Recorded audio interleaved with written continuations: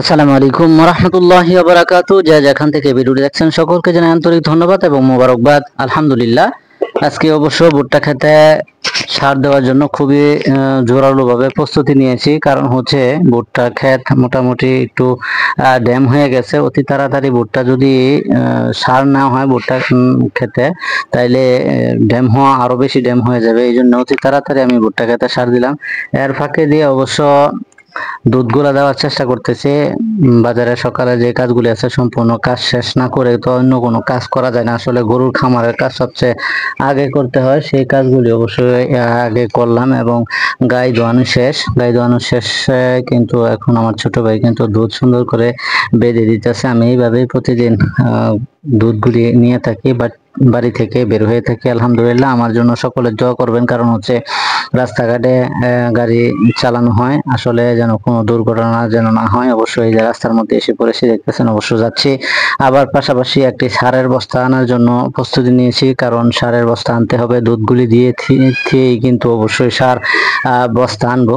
এখন একটা শাস্টল, যেটা ছোট্ট একটি টং শাস্টল, এখানে কিন্তু দুধ দেওয়ার চেষ্টা করবো। প্রতিদিন 5 লিটার করে নিয়ে যায়, সকালে দিতে হয় এবং রাত্রেবেলা অবশ্য টাকা দিয়ে দেয়। আমার আবার কিন্তু হুজুরের সাথে দেখা হয়ে গেছে, হুজুরে আমাকে পড়াইছে। আলহামদুলিল্লাহ, এই শাস্ত্রে দিতে হয় প্রতিদিন। খুবই ভালো চলে এই দোকানটা। অবশ্য গোসিঙ্গা বাজারে প্রথম ঢুকতেই হাতের বাম পাশে এই দোকান। অবশ্য এখান থেকে পরবর্তীতে মিষ্টির দোকানে চলে গেলাম। অবশ্য মিষ্টি বানানোর জন্য তারা প্রস্তুতি নেয় এবং গরম আসছে এই জন্য ও বেশি দুধের তাদের চাহিদা খুবই বেশি। কারণ হচ্ছে দইয়ের এই সময়ে দই চলে ভালো। আমার পাশাপাশি আরো একজন এসে পড়ছে এই দোকানের নিচে, নাম হইলো 150 কেজি দুধ প্রয়োজন হয় প্রতিদিন। এখান থেকে দুধ দেওয়া শেষ করে কিন্তু চলে যাইতেছি অবশ্য যেখানে সার বিক্রি করা হয় সেই সারের গোডাউনে যাব অবশ্য। কিন্তু এর আগে যেহেতু কয় কেজি দুধ দিছি সেটা মালিকের সাথে বলে যাইব। অবশ্য মালিকে একটু ডাক দিছে, উনি খুবই ভালো মানুষ, আমার ভাই। ওনার মিষ্টির দোকান, অবশ্য খুবই এখানে মিষ্টি খুবই ভালো। এখান থেকে রওনা দিয়ে কিন্তু চলে আসতেছি অবশ্য মেন রাস্তায় গিয়ে। পরবর্তীতে আবার বাজারের ভিতরে ঢুকতে হবে। এখানে কিন্তু সারের দোকান, সেই সারের দোকান আমার দাদা লাগে, উনি ভিডিও না দেখানোর জন্য আকুল আবেদন জানিয়েছে। সেই জন্য আপনাদেরকে সারের দোকানটা পুরোপুরি দেখাইতে পারে নাই। এখান থেকে না নিয়ে কিন্তু পিছনে গোডাউন আছে, সেই গোডাউন থেকে একটি ইউরিয়া সার এর বস্তা নিলাম। যেহেতু আমরা কৃষি কাজ করি, আব্বা মিষ্টি কুমড়া খেতেও সার দিব এবং আমি ভুট্টা খেতে সার দিব, সেই জন্য কিন্তু এই কাজগুলি করা। অবশ্য 50 কেজি বস্তা, সেই জন্য কিন্তু একটি অটো ভাড়া নিতে হয়েছে, আমার কাকার অটো। অবশ্য বাড়ির প্রতিবেশী অবশ্য সেখান দিয়ে কিন্তু পরবর্তীতে আমিও পিছন দিয়ে আসতেছি। অবশ্য আলহামদুলিল্লাহ, বাড়িতে আইসাই কিন্তু অতি তাড়াতাড়ি আগে ভুট্টা খেতে সার দিতে হবে। ভুট্টা খেতে সার দেওয়ার যে প্রসেস সেটা অবশ্য আপনাদেরকে দেখাবো ইনশাল্লাহ। প্রতিদিন কিন্তু এইভাবে আমার মোটরসাইকেলে চলতে হয়, এই জন্য কিন্তু আপনাদের সাথে শেয়ার করি এবং আপনাদেরকে বলি আমার জন্য দোয়া করতে। কারণ রাস্তাঘাটে যে কোনো বিপদ আপদ আসতে পারে, সেই জন্য বিপদ আপদ থেকে যেন আল্লাহ হেফাজত করো, সেই জন্য দোয়া চাই সকলের কাছে। এরকম ভাবে আপনাদের জন্য দোয়া রইল।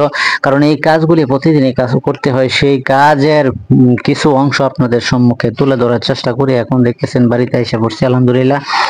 আমার কাকাও কিন্তু এসে পড়ছে ওই জায়গা থেকে। অবশ্য একটু উঠলাম হুন্ডার থুয়া, কারণ হচ্ছে এখানে যে জঙ্গরি আছে, আমার দুটি মেয়ে আছে, মেয়েরা এখানে জঙ্গরি খেলে। সেই ছোট কালের কথা অবশ্য মনে পড়ে যে আপনারা অবশ্যই খেলেছেন। অবশ্য যদি একটু মনে করতে পারেন তাহলে ছোটবেলা কিন্তু এই কাজগুলি করছেন। অবশ্য এখানে কিন্তু ভুট্টা সার দেওয়ার জন্য যেই বস্তা নিয়ে আসছি সেই বস্তা কিন্তু অন্তত 1.5 কিলোমিটার দূর থেকে আনতে হয়, 50 টাকা ভাড়া দিতে হয়। আমার ছোট ভাই, যেহেতু আমি হুন্ডার থুয়ে এসে পড়ছি, আমার তো ছোট ভাই এখান থেকে হুন্ডারটা বাড়িতে আনতেছে। অবশ্য ছোট ভাই অবশ্য 3-4 মাস ধরে কিংবা 6 মাস ধরে হুন্ডার চালাইতে পারে, খুবই সুন্দর হুন্ডার চালায়। মাঝে মধ্যে দেই, বেশি সময় দেয় না, কারণ পোলাবান মানুষ এদিক সেদিক যেতে পারে, অ্যাক্সিডেন্ট হতে পারে, তারা পোলাবান মানুষ ওইভাবে বোঝে না, এই জন্য এই কাজগুলি করা। এর আগে পূর্ব মুহূর্তে কিন্তু আর 2 দিন আগে কিন্তু আমি ভুট্টা খেতে পানি দিছি, আপনারা অবশ্যই দেখছিলেন।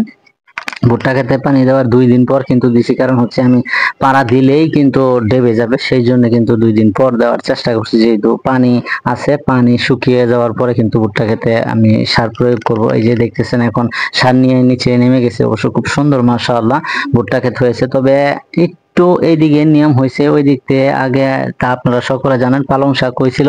সেই পালং শাক একদিক থেকে উঠানোর পরিপ্রেক্ষিতে কিন্তু যেদিকে আগে পালং শাক উঠানো হয়েছে এবং পরিচর্যা বেশি হয়েছে সেদিকে কিন্তু ভুট্টা ক্ষেত সবচেয়ে ভালো হয়েছে। যেদিকে পালং শাক পরে উঠানো হয়েছে এদিকে পরিচর্যা পরে হয়েছে, এই জন্য কিন্তু এই ভুট্টা ক্ষেত এরকম হয়েছে।